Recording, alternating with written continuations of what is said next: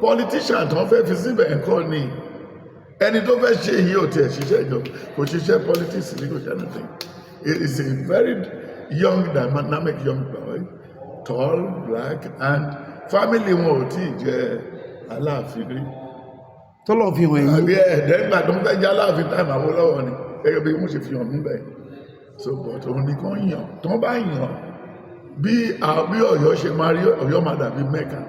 Ọ̀yọ́ máa dàbí China ni even Ṣèyí Mákindé gbogbo orúkọ ẹ̀ ò lè parẹ́ ní ìwé ìtàn because ọba yẹn fún àìmọ̀ ló 40 years tó bá ti yàn ṣùgbọ́n tó bá yàn ẹni tẹ́jẹ̀ ti wà lọ́wọ́ ẹ̀ ṣọ́gbó sọ ní Hosea 8:4 ó ní wọ́n fi ọba jẹ ṣùgbọ́n kìí ṣe láti ọ̀dọ̀ mi èní kọ́ ni màdàrú àti màkàrúrù ti wà á ti ṣe ní ti Ọọ̀ni of Ifẹ̀ ó ti bó wa lọ́wọ́ àti rí gbogbo ẹ̀ ń sìn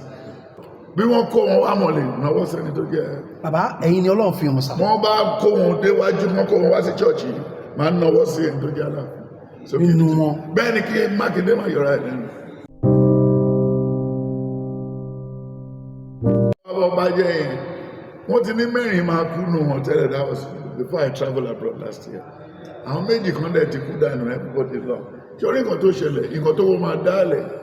láàrin ó tẹ̀ ti dálẹ̀ ọ̀rẹ́ ṣe bọ́rọ̀ jẹ́ ọjọ́ tí Ọbásanjọ́ lọ ń ṣe set on your mark ó kù fún kan kó àwọn ọba lọ sórí track máa set on your mark go lẹ́ka ọba tó máa gba fẹ́ta tó máa gba láàsì èdè bá dẹ̀ gba láàsì pé ọmọ àná àbọ̀dẹ̀ máa ṣe ọba lórí ẹ̀ because gbogbo ẹ̀kọ́ sílẹ̀ tó ṣe yẹn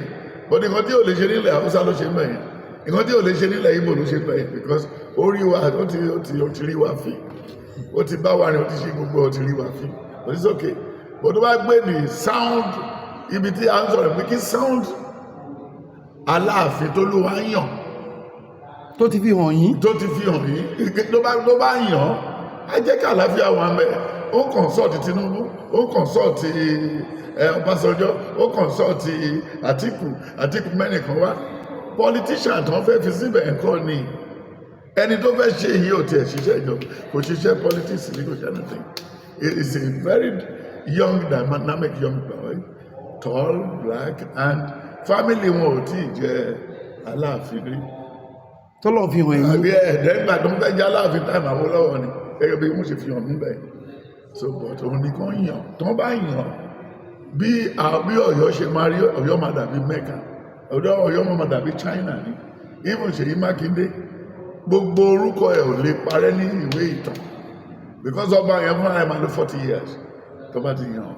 ṣùgbọ́n tó bá yàn ẹni tẹ́jẹ̀ ti wà lọ́wọ́ ẹ̀ ṣọ́gbó sọ ní Hosea 8:4 ó ní wọ́n fi ọba jẹ ṣùgbọ́n kìí ṣe láti ọ̀dọ̀ mi èní kọ́ ni màdàrú àti màkàrúrù ti wà á ti ṣe ní ti Ọọ̀ni of Ifẹ̀ ó ti bó wa lọ́wọ́ àti rí gbogbo ẹ̀ ń sìn torí nǹkan tó bá Yorùbá pọ̀ ju nǹkan tó ń kó lọ yẹn a ní ìṣòro ó dàbí kó fẹ́ ṣe WAEC kó fẹ́ ṣe JAMB kọ́ba kí bàbá ẹ̀ lọ sọ pé owó tó wà lọ́wọ́ fẹ́ lọ fi san dáwọ̀ ìyàwó kẹta táyé oníbáyé bá ń yẹ ọ́ rọra bọ́nà rẹ bá dára ò rọra ẹ̀sán ògbóògùn o ṣé wọ́n ní ká má lò lórí ìgbà so kí Ọọ̀ni kí Mákindé kó jọ kó dúdú ní kó fọ́lọ̀ wọn tí èmi wọn sọ Olúwa ti sọ gbogbo ọ̀rọ̀ yìí tán bí wọ́n kó wọn wá mọ̀ lè náwó sẹ́ni tó jẹ́. bàbá ẹ̀yin ni Ọlọ́run fi hàn sá. wọ́n bá kó wọn déwájú wọ́n kó wọn wá sí chọ́ọ̀chì máa ń náwó sí ẹni tó jẹ́ Aláàfin nínú wọn. bẹ́ẹ̀ ni kí Mákindé máa yọra ẹ̀ lẹ́nu nígbà tó mọ ní Mákindé máa wọlé second time wọ́n máa ṣe púpọ̀ ìfẹ́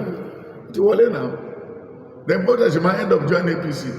kò tí mọ́ ṣe máa join APC Mákindé ṣì ń lọ sí. ó lọ sí APC kò tí mo tó fẹ́ ṣe PDP ti kú èèyàn gidi tó tó yẹn